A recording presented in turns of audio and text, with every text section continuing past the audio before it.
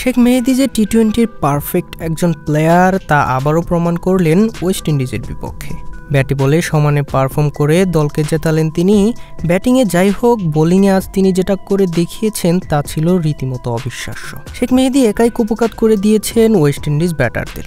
এদিন প্রথম টি-20-তে টস হেরে ব্যাটিংয়ে নেমে সৌম্য সরকার, জাকির আলী ও শামীমদের ব্যাটে ভর করে ওয়েস্ট ইন্ডিজকে 148 রানের টার্গেট দেয় বাংলাদেশ। 148-এর টার্গেটে ব্যাট করতে নেমেই বিপর্যয়ে পড়ে ওয়েস্ট ইন্ডিজ। বাংলাদেশের বোলাররা দুর্দান্ত শুরু করেন।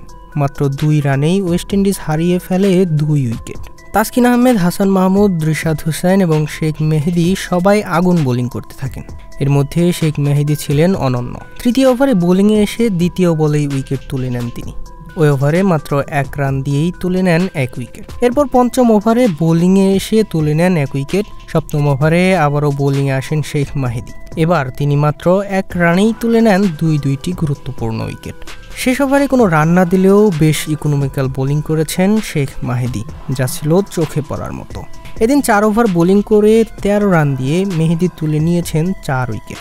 এটি আন্তর্জাতিক টি-20 ক্যারিয়ারে মেহেদীর সেরা বোলিং ফিগার।